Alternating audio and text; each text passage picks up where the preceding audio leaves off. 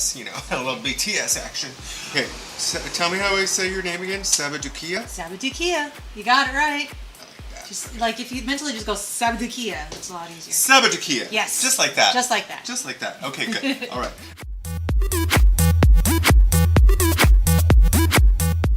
Hey fellow beauty finders, this is Matthias Allen, and today's Monday Makeup Chat is very, very, very exciting because I have a fellow pro makeup artist, Eleanor Sabadukia.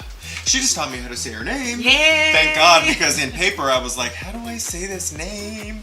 Most people think that it's Matthias or Mateus, but it's, Matthias. I got it wrong. So we're all on the same page. Yeah, we're all on the same page now. So Eleanor Sabadukia and I recently met in the union because we are both union makeup artists. We both work in film and television.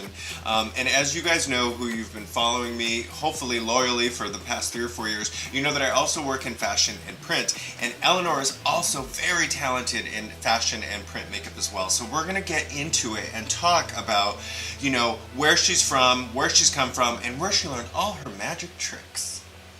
So Eleanor, where did you start doing makeup? East Coast, West Coast, North, South? I started in Los Angeles, actually. You did? No, I lie. I started in San Francisco. Oh, I love San Francisco. I was going to say, oh my God, just like me, because Yeah. I'm from LA. I was in college, and I wanted to do special effects horror makeup. Oh. And I approached the one company that did special effects makeup. They did Cronenberg's The Fly. And I was like, oh my God, I love horror movies. It's one of my favorites. I want to do makeup, blah, blah, blah. And they're like, yeah, that's great, but you're a woman. So they said, you're going to be working with chemicals. You'd be the first one or the last one. They totally talked me out of it. Ugh. And at the time, I didn't know that you could do straight makeup. Beauty makeup, it's like simple bruises and character stuff, not just the big, monsters and aliens type of thing. So when you say you didn't know that you could do straight makeup, you mean that you didn't know that you could work in TV and film and just do straight makeup? Yes. Is that what you mean? Yes, that's what I mean. Oh, Yes. you thought that in order to work in TV and film, you had to know how to do prosthetics Yes. and horror Yes. and all that stuff. Yes. Okay. Yes. I'm sure a lot of my followers out there are Yeah. maybe thinking the same thing. Yeah. But so, I didn't know that you could do that, so I went into retail sales. So did I. Yes, worked for many, many different companies, but ended up at Neiman Marcus, like somebody else. Now, were you at Neiman's in San Francisco? I was. Union Square? Yeah. That's Union a Square. beautiful store. It's a beautiful store, I've yes. done an event there for Kevin O'Connor Yeah. back in the day. Yeah. Yeah. How Yeah. long were you there? 10 years? Really? Ooh. Yeah, Oh my gosh. I started my makeup career very late, so it's never too late to start your makeup career. Uh-oh, it's a funny story coming up. In Emporium Capel, I worked for Revlon. In San Francisco, I was with Prescriptives. I love prescriptives. Yes, that was such a great line. Can we bow our heads for prescriptives? It's moment of now silence. it's gone. Then I found out that you could do straight makeup and no special effects. So then I moved to LA. Okay. And I worked for Neiman's for another 3 years to save up money because I knew I'd be poor for 3 years. Yeah.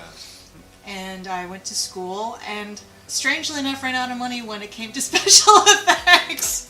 It's an expensive craft. Yes. Well, they didn't. Right? They didn't say. Oh, by the way, you need another $500 for supplies. 500, more like 5,000 nowadays. Yeah. The end product was to learn special effects. So Because you really wanted to work in a horror film. right. Right. Well, Okay. and then that's part of our arsenal is actually for straight makeup artists. You really should know how to do cuts and burns and bruises and tattoos and bald caps and facial hair. That's straight makeup.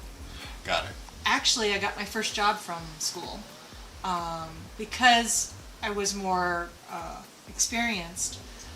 My makeup was better than everybody else's, so there was a producer there going to school to learn how to do our own makeup. And she's like, I like your work, would you like to work on my film? And I said, yes, but I've never department headed before. So I got my friend to department head while I assisted and kind of watched what she did, and then from there it was kind of like it snowballed into referrals. And you were telling me that too before we started filming about how important it is to learn by example, watching examples. Or Yeah. not everybody can just learn everything right out the gate from school, right? Yeah. Right? When I did my first film, Saw, Monica. That was your first That was film? my first film. Wow, what year was that? I can't remember. 2003? Okay, 2003. Yeah, 2003. Monica Potter had asked me to do her TV series. And then I said, I've never department headed a TV series, but I would love to work with you. And she was very disappointed. And all my friends at the time said, you should have just said yes and gotten somebody who could have done it. I'm like, but that's not who I am. It's hard. I'm a bad liar. So, well, yeah. that's not a bad thing. Yeah. It means you have morals and standards. I'm a bad liar. So at least it made me feel good about my work, my beauty work. Mm-hmm. But I look at the effects work on that movie and I'm like, In the movie Saw?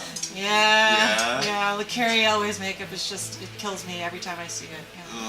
Because, he's pale, I made the front of his neck pale, and when he started yelling, the back of him started getting red.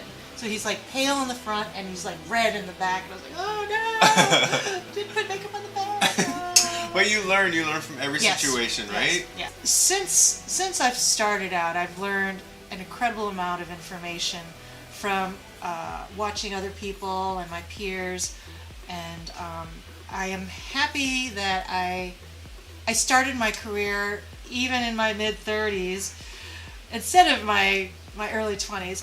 It makes me more appreciative of my career and what I've achieved, and I wouldn't trade it for the world.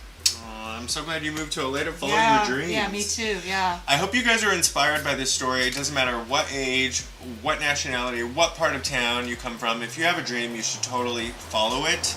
If you guys would like to see more of Eleanor, you've got to subscribe to my YouTube channel because I have many more questions and I'm going to be picking her brain in just a few more minutes. But those videos will be coming up in a few short weeks. So please, please, please subscribe to my channel. Click thumbs up. Leave me a comment or a question down at the bottom if you have any.